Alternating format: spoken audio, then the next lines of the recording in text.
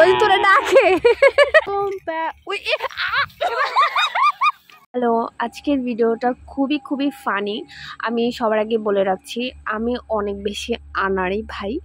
আমার ভিডিও যদি ভালো না লাগে প্লিজ দেখো না, কোনো দিন কমেন্ট করো না, রিয়েক্ট করো না, কিন্তু একটা কিছু পাইলে সেখানে এসে যখন একটা বাজে কমেন্ট ঢুকাইয়া দাও তখন মেজাজ অনেক গরম হয়। কিছু আত্মীয় স্বজন আছে, এরা বসেই থাকে আমার ভিডিওতে কখন হচ্ছে ভুল ধরবে। আর আমি এমন কেউ না যে আমি অনেক ভিডিও দিয়ে সেলিব্রিটি হয়ে যাব, এরকম কিছুও না। সো ভালো না লাগলে এখান থেকে চলে যাইতে পারো, কোনো সমস্যা নেই, তোমাদেরকে ডাইকা আনি নাই আমি আমার পেজে। আমার কথাগুলো খুবই রুড শোনা যাচ্ছে, কিন্তু আমার কাছে অনেক বেশি মেজাজ খারাপ হয় যে কোনো দিনও কোনো ভিডিওতে পোস্ট বা কোনো কিছুতে রিয়েক্ট করে না, কমেন্ট করে না, অ্যাপ্রিসিয়েট করে না। কিন্তু ভুল একটা পাইলে বা ওদের চোখে যদি ওটা মনে হয় ভুল, আয় রে ভাই 14 গোষ্ঠী মিলায়া ওটাকে হচ্ছে ভুল প্রমাণ করার জন্য উঠে পড়ে লাগে যুক্তি তর্ক দিয়া। সো প্লিজ এসব আমার ভালো লাগে না। যাই হোক, আজকে হচ্ছে আমরা একটু ঘুরতে বের হই, আর ঘুরতে বের হয়ে এক একটা যে কি আমরা দৃশ্য দেখেছি। যে দেখেন রাস্তার পাশে এরা বসে আছে, এদের আমি বুঝি না, পুরুষ মানুষ হইলে কি তাদের লজ্জা শরম বলতে কিছু নাই? আমি এগুলা আমার একদমই ভালো লাগে না। কেন তোমাদের রাস্তার পাশে বসে হিসু মুতু এগুলা করতে হবে আমি জানি না। তোমাদের বাসে কি টয়লেট নাই? বা সরি, এখান দিয়েই কিন্তু পাবলিক টয়লেট ছিল, তারপরে হচ্ছে যে ওরা পাবলিক টয়লেটটা রেখে রাস্তার পাশে বসে গেছে। মানে আর অন্যান্য জায়গায় মেয়েদেরকে বলবে যে মেয়েরা অশ্লীল, মেয়েরা ওই কী রে ভাই, তোদের লজ্জা শরম উপরওয়ালা দেয় নাই? এই জন্য আমার অনেক বেশি রাগ লাগে।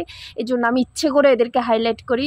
যদি কোনো দিন আমার ভিডিও তো কখনো ভাইরাল হয় না এখনও, যদি হয়ও এই লোকগুলো যদি দেখে, যদি একটু লজ্জা শরম হয়। যাই হোক, আবার কেউ বললেন না বিনা অনুমতিতে হিসু করতে বসছে, আমি কেন ওটা ভিডিও করছি, কেউ এটা বলতে আসছে না, তার মানে আপনি ওরকম কিছু করেন। যাই হোক, গিয়েছিলাম একটু রিফ্রেশমেন্টের জন্য, কিন্তু ভাই এদের এসব কার্যকলাপ দেখলে মাথারও জ্যাম হয়ে যায়।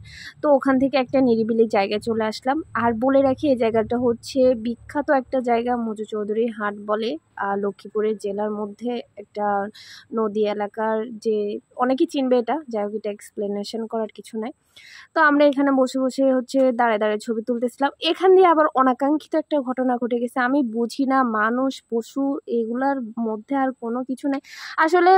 এদের পশুদেরকে বলে তো আসলে লাভ নেই, মানুষই নির্লজ্জ বেহায়া, আর পশুদেরকে কি বলবো, ওরা তো প্রাকৃতিক। যাই হোক, এরপর আমরা অনেক বেশি মজা করি, ফান করি। সো আমি এই জন্যই বললাম আজকের ভিডিওটা আবার বলে না, তুমি কী সব অশ্লীল ভিডিও করো, তোমার কি কোনো কাণ্ডজ্ঞান নাই? এই সমস্ত কেউ যদি বলতে আসো না, আমি একদম ধোয়াই দিব। কিন্তু কারণ নর্মাল জিনিস নর্মালভাবে নিতে শিখো, আর হচ্ছে ফান জিনিস ফানভাবে। তোমরা এর চেয়েও বেশি নোংরা জিনিস দেখো, আমি জানি সেটা।